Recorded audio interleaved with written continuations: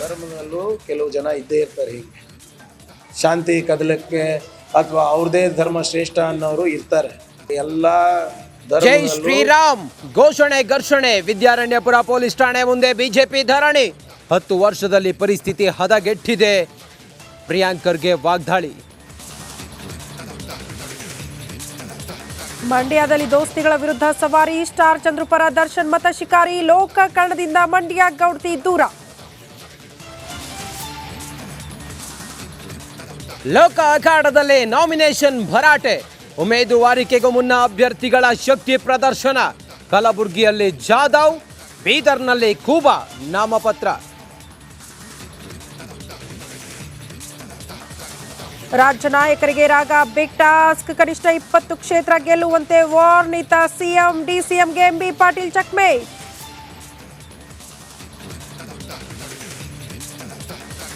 ಬೆಂಗಳೂರಿನಲ್ಲಿ ನರ್ಸಿಂಗ್ ವಿದ್ಯಾರ್ಥಿ ಆತ್ಮಹತ್ಯೆ. ರೈಲಿಗೆ ತಲೆ ಕೊಟ್ಟು ಸಾವಿಗೆ ಶರಣು. ಸಿಟಿ ರೈಲ್ವೆ ಪೊಲೀಸರ ಪರಿಶೀಲನೆ.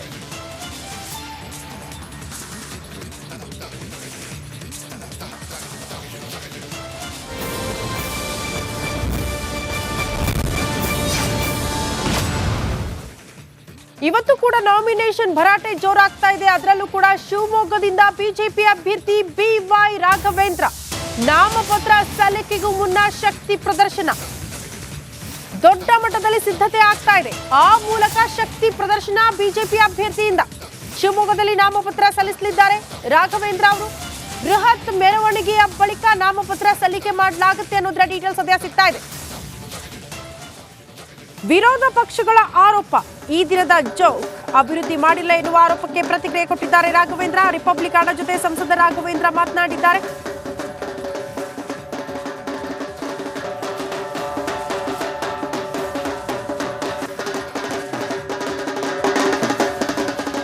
ಸಹಜವಾಗಿ ಈ ಬಾರಿ ತ್ರಿಕೋನ ಸ್ಪರ್ಧೆ ಏರ್ಪಟ್ಟಿರೋದು ಶಿವಮೊಗ್ಗ ಲೋಕಸಭಾ ಕ್ಷೇತ್ರದಲ್ಲಿ. ಬಿಜೆಪಿ ವರ್ಸಸ್ ಕಾಂಗ್ರೆಸ್ ಅನ್ನುವಂತಹ ಹೊಸ್ತಿಲಲ್ಲಿ ಪಕ್ಷೇತರ ಅಭ್ಯರ್ಥಿಯಾಗಿ ಈ ಬಾರಿ KS ಈಶ್ವರಪ್ಪನವರು ಕೂಡ ಸ್ಪರ್ಧೆ ಮಾಡ್ತಾ ಇರೋದ್ರಿಂದ ತ್ರಿಕೋನ ಸ್ಪರ್ಧೆ ಏರ್ಪಟ್ಟಿದೆ ಶಿವಮೊಗ್ಗ ಲೋಕಸಭಾ ಕ್ಷೇತ್ರದಲ್ಲಿ. ಬಟ್ ಬಿಜೆಪಿ ಅವರು ಹೇಳ್ತಾ ಇರೋದು ಅದರಿಂದ ನಮಗೇನು ಎಫೆಕ್ಟ್ ಆಗಲ್ಲ ಅಂತ. ಕೆಲ ಓಟ್ಗಳು ಮಾತ್ರ KS ಈಶ್ವರಪ್ಪನವರಿಗೆ ಹೋಗಬಹುದು. ಅದರಿಂದ ಸೋಲಾಗೆ ಬಿಡುತ್ತೆ, ದೊಡ್ಡ ಮಟ್ಟದ ಹೊಡೆತ ಬೀಳುತ್ತೆ ಬಿಜೆಪಿ ಪಾಳೆಯಕ್ಕೆ ಅಂದ್ರೆ ಖಂಡಿತ ಅದು ಸಾಧ್ಯ ಇಲ್ಲ ಅನ್ನುವಂತಹ ವಿಚಾರ. ಮತ್ತೊಂದು ಕಡೆ ಗೀತಾ ಶಿವರಾಜ್ ಕುಮಾರ್ ಕಾಂಗ್ರೆಸ್ ಅಭ್ಯರ್ಥಿಯಾಗಿ ಕಣದಲ್ಲಿದ್ದಾರೆ. ಅವರು ಕೂಡ ಘಟಾನುಘಟಿ ನಾಯಕರೆಲ್ಲ ಬಂದು ಅಬ್ಬರದ ಪ್ರಚಾರ ಮಾಡ್ತಾ ಇರುವ ಹೊತ್ತಲ್ಲೇ ಈಗ BY ರಾಘವೇಂದ್ರ ಬಿಜೆಪಿ ಭದ್ರಕೋಟೆಯನ್ನ ಹಾಗೆ ಉಳಿಸ್ಕೊಳ್ತೀವಿ, ಅಲ್ಲಿ ಯಾರಿಂದಲೂ ಗೆಲ್ಲೋದಕ್ಕೆ ಸಾಧ್ಯ ಇಲ್ಲ ಅನ್ನುವಂತಹ ವಿಶ್ವಾಸದೊಂದಿಗೆ BY ರಾಘವೇಂದ್ರ ಅವರಿದ್ದಾರೆ. ಇವತ್ತು ನಾಮಪತ್ರ ಸಲ್ಲಿಕೆಯ ಸಂದರ್ಭದಲ್ಲಿ ಮೆರವಣಿಗೆ ಆಗುತ್ತೆ, ಆ ಮೂಲಕ ಶಕ್ತಿ ಪ್ರದರ್ಶನ ಆಗುತ್ತೆ. ಬಹಳ ಆಶ್ಚರ್ಯ ಅನಿಸಿದ್ದು ಈ ಬಾರಿ ಶಿವಮೊಗ್ಗ ಅಖಾಡದಲ್ಲಿ KS ಈಶ್ವರಪ್ಪನವರು ನಾಮಪತ್ರ ಸಲ್ಲಿಕೆಯ ಸಂದರ್ಭದಲ್ಲಿ ಮೋದಿ ಅವರ ಭಾವಚಿತ್ರ ಕಾಣಿಸಿದ್ದು.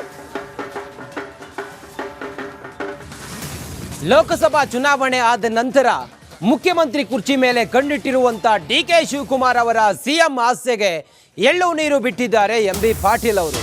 ರಿಪಬ್ಲಿಕ್ ಕನ್ನಡಕ್ಕೆ ಎಕ್ಸ್ಕ್ಲೂಸಿವ್ ಆಗಿ ಮಾತಾಡಿದ್ದಾರೆ MB ಪಾಟೀಲ್.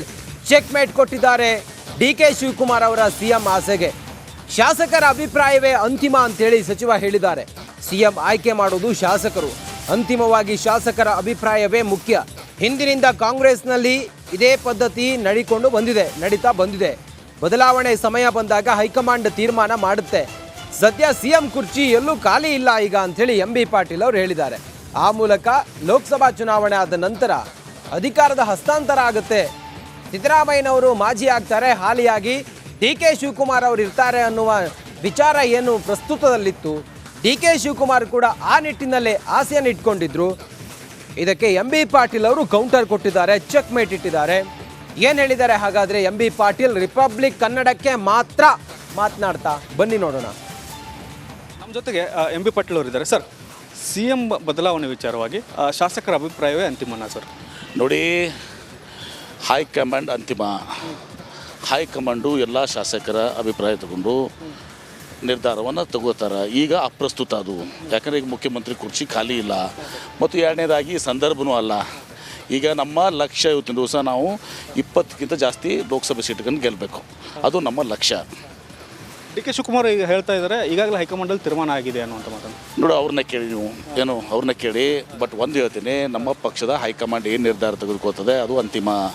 ಪಕ್ಷದ ಹೈಕಮಾಂಡು ಶಾಸಕಾಂಗ ಸಭೆಯಲ್ಲಿ ಕರೆದು ಶಾಸಕರ ಅಭಿಪ್ರಾಯಗಳನ್ನು ಪಡೆದುಕೊಂಡು ನಿರ್ಧಾರ ತೆಗೆದುಕೊಳ್ತಾರೆ. ಇದು ಸ್ವಾಭಾವಿಕವಾದಂಥ ಪ್ರೊಸೆಸ್ ಇತ್ತು, ನ್ಯಾಚುರಲ್ ಪ್ರೊಸೆಸ್ಸು. ಈಗ ಚುನಾವಣೆ ನಡೆದಿದೆ. ಈ ಚುನಾವಣೆ ಹಂತದಲ್ಲಿ ನಮ್ಮ ಲಕ್ಷ್ಯ ಇರುವಂಥದ್ದು 20 ಸೀಟ್ಗಳನ್ನು ಗೆಲ್ಲುವಂಥದ್ದು.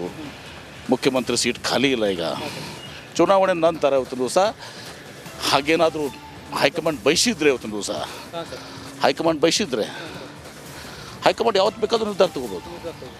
ಆದರೆ ಹೈಕಮಾಂಡು ಅಂತಿಮ ಇವತ್ತಿನ ದಿವಸ ಅವರು ಎಲ್ಲರ ಅಭಿಪ್ರಾಯ ತೊಗೊಂಡು ನಿರ್ಧಾರ ತೆಗೆದುಕೋತಾರೆ.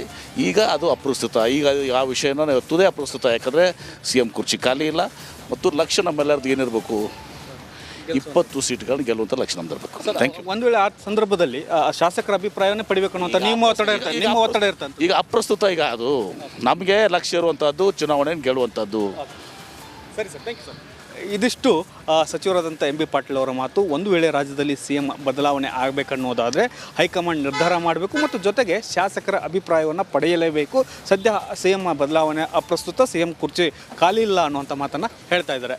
ಕ್ಯಾಮ್ರಾಮನ್ ಲೋಹಿತ್ ಜೊತೆ ಬಸವರಾಜ್ ಸಂತಿಮಠ್, ರಿಪಬ್ಲಿಕ್ ಕನ್ನಡ. ಇದು ನಿಮ್ಮ ಧ್ವನಿ.